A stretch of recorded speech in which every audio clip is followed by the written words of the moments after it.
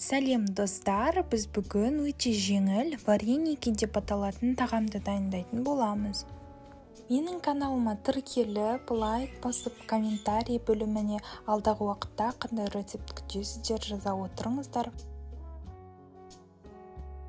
Ендеше біз тағамымыздың қамырын жасайтын боламыз. Ол үшін електен өткізілген ұн, жылы су, сұйық май және де тұз керек болады.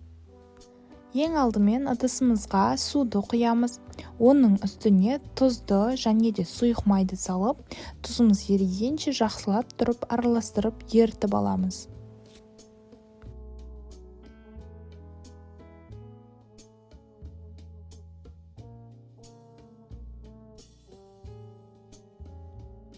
Тұзымыз ерігеннен соң үстіне ұнды 2-3 бөлікке қоса отырып, бірінші осындай силиконды күрекшенің көмегімен араластырып отырамыз.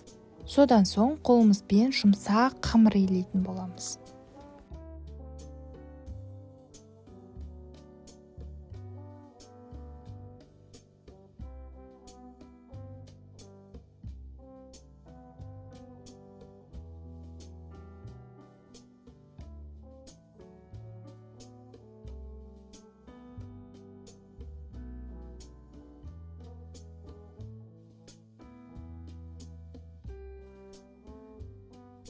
Бізде өте жұмсақ қамыр пайда болады.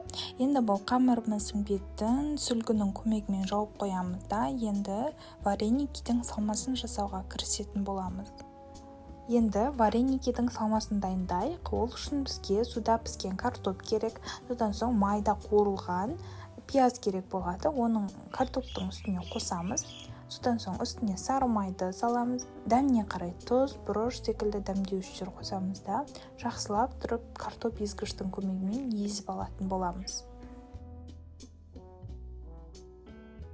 Егер де пиязды ұнатпасаңыздар, пияз салмай қойсаңыздар болады. Және де бұл вареникидің салмасына сүзбеден жасап тәтті қылып жасасаңыздар да болады. Бірақ маған картоппен қатты ұнайды, сондықтан картоппен жасадым. Біздің вареникидің салмасы дайын болды. Енді қамырды жаюға кірісеміз. Қамырды мен 2-ге бөліп алдым және де ұн қосып жұп-жұқа етіп жаятын боламыз.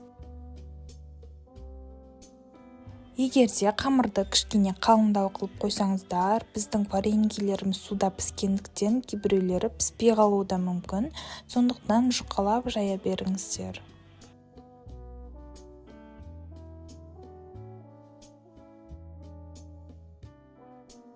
Міне қамырымызды да жайып болдық. Енді дөңгелек осындай ыдыстың көмегімен осылай барлығын дөңгелектетіп кесіп шығатын боламыз. Және сіздерге айта кететін жайт, вареникилерімізді кішкентай қылып жасай берген дұрыс. Өйткені ол суға кіргенде көлемі ұлғаяды, сондықтан кішкентай болғаны дұрыс. Енді әрқайсы домалақтың ішіне салмаларымызды тым көп емес, орташа етіп салып шығатын боламыз.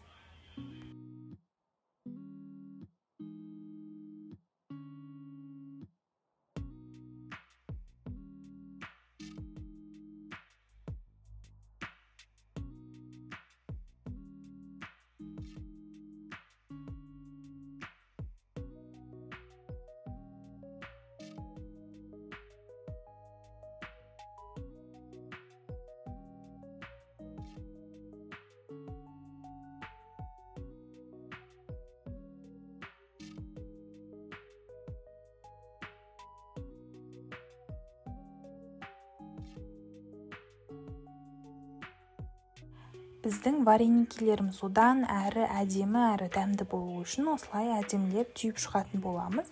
Немесе осылай жай ғана жабыстырып қойып сала берсеңіздер де болады, бірақ маған осылай түйген ұнады.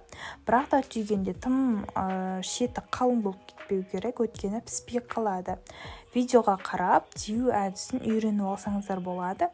Бұл әдіспен самсаны да, чебурекиді де түйе берсеңіздер болады.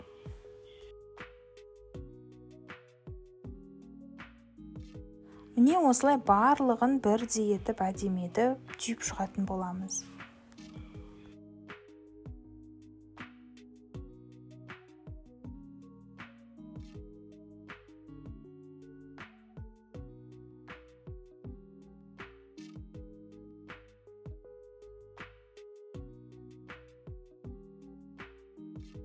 Енді вареньелерімізді пісіру үшін бір ыдысқа тұз салып және де су құйып жақсылап қатты отта қайнатамыз.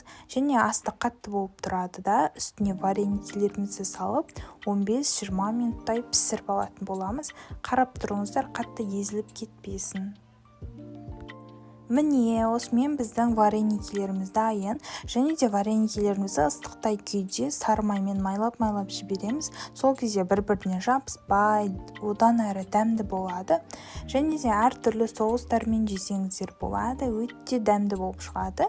Міндетті түрде жасап көріңіздер. Баршаңызға ас болсын. Сіздермен бірге болған Раушан.